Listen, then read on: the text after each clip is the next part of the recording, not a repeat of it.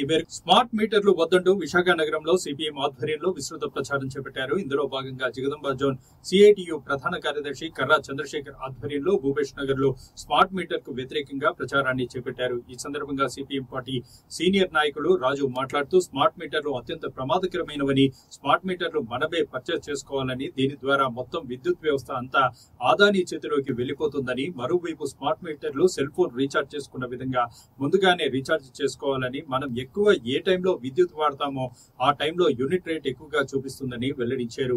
ఈ స్మార్ట్ మీటర్లు ప్రజలందరూ వ్యతిరేకించాలని, ఇదే చంద్రబాబు ప్రభుత్వం ప్రతిపక్షంలో ఉన్నప్పుడు స్మార్ట్ మీటర్లు పెట్టిస్తే పగలగొట్టండి అని పిలుపునిచ్చిన చంద్రబాబు నేతృత్వంలోని కూటమి ప్రభుత్వం ఇప్పుడు ఏ మొహంతో స్మార్ట్ మీటర్లు పెట్టడానికి ప్రయత్నిస్తుందని అడిగారు. భూపేష్ నగర్ లో మహిళలందరూ ఈ కార్యక్రమంలో పాల్గొని సిపిఎం పార్టీ ఇచ్చిన స్టిక్కర్లను స్వచ్ఛందంగా వాళ్ల మీటర్ పక్కని అంటించి ఎట్టి పరిస్థితుల్లో స్మార్ట్ మీటర్ ని అనుమతించమని ప్రతిజ్ఞ చేశారు. ట్రూ అప్ ఛార్జీ పేరుతోనే దాదాపు 16,000 కోట్ల రూపాయలు ఇప్పటికే వసూలు చేస్తున్నారు.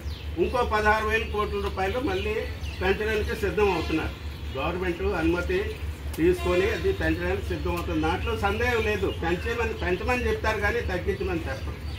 ఇదే మీటర్ని చంద్రబాబు నాయుడు గారు గతంలో మీ ఇంటికి కనుక మీటర్ బిగిస్తే, వైఎస్ఆర్ ప్రభుత్వం ఉన్నప్పుడు మీటర్ బిగించడానికి సిద్ధం అయితే పగలగొట్టమని చెప్పారు. ఎవరు? చంద్రబాబు నాయుడు, లోకేష్, పవన్ కళ్యాణ్. అదే మీటర్లు ఇప్పుడు ఎలా బిగిస్తారని మనం ప్రశ్నించారు. ఎందుకంటే ఇది చాలా మోసపూరితమైంది. దీంట్లో చాలా మోసాలు ఉన్నాయి. దీనివల్ల మన పిల్లలకు వచ్చే అమ్మఒడి కానీ, వృద్ధాప్య పెన్షన్ కానీ, ఉతంతు పెన్షన్ కానీ ఏ రకమైన పథకాలు ఉండవు. కరెంటు మీటర్లు రేట్ ఎక్కువ వచ్చేస్తుంది కాబట్టి మీకు ఇవ్వమని చెప్తారు. కాబట్టి ఏ రకంగా చూసుకున్నా ఇది ప్రమాదకరమైంది.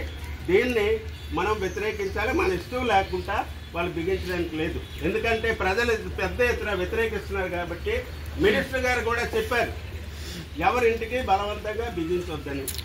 కానీ అది బిగించొద్దని ఇప్పుడు చెప్తారు. దొంగచాటు నుంచి బిగిస్తారు. అందుకనే దీన్ని పూర్తిగా రద్దు చేయాలని మనం సిపిఎం పార్టీగా డిమాండ్ చేస్తున్నాం. పేదవాళ్ళకి భారంగా ఉంది. ధరలు విపరీతంగా పెరిగిపోతున్నాయి. ఇంటి అద్దెలు, కరెంట్ ఛార్జీలు, అలాగే పన్నులు, నీటి పన్నులు, అలాగే ఆస్తి పన్నులు ఇవన్నీ రోజు రోజు పెరుగుతాయి. ఈ దీంతోనే మనకి పిల్లలు చదివించుకోవడానికి అమ్మఒడి పోతే ఇంకా పిల్లలు ఏం చదివించుకుంటారు? అలాగే ధరలు విపరీతంగా పెరుగుతున్నాయి. గ్యాసు, పెట్రోలు, డీజిల్ ఇవన్నీ పెరిగిపోతున్నాయి.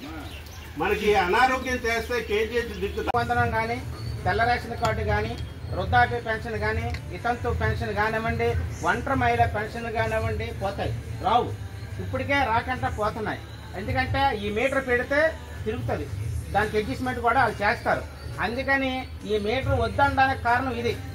అందుకని మన ఇంటికి ఎవరైనా వచ్చి అమ్మ మీటర్లు వేసుకోండి అంటే మేము మీటర్లు వేసుకోం బాబు, మాకు వద్దు, ఇది మంచి మీటర్ అంటే ఏమిటి అని చెప్పమానండి. నువ్వు లెటర్ ఇవ్వమానండి. ఎందుకు తిరుగుతుంది ఏంటి అనేది మాకు చెప్తే అప్పుడు మేము వేసుకోవాలా వద్దనేది మాట్లాడతామండి అనేసి మీరు అందరూ చెప్పాలని మీకు మరీ మరీ కూడా కోరుతున్నాము. ఇది ఒకళ్ళ ప్రయోజనాల కోసం కాదు, ప్రజల ప్రయోజనాల కోసం, పేద ప్రజల ప్రయోజనాల కోసమే మనం ఈ కార్యక్రమాన్ని చేస్తున్నాం. మనకు 96 గజాలు స్థలం ఇస్తానన్నాడు జగన్మోహన్ రెడ్డి. 48 గజాలు ఇచ్చాడు. నేను 96 గజాలు ఇస్తానన్నాడు. 96 గజాలు ఏమని మనం అడుగుతున్నాం. పనికి మాలకి మన బీచ్లో లోలా షాపింగ్ మాల్కి ఇచ్చారు స్థలం. ఎంత తెలుసా? 96 పైసలకి ఇచ్చారు ఒక ఎకరం.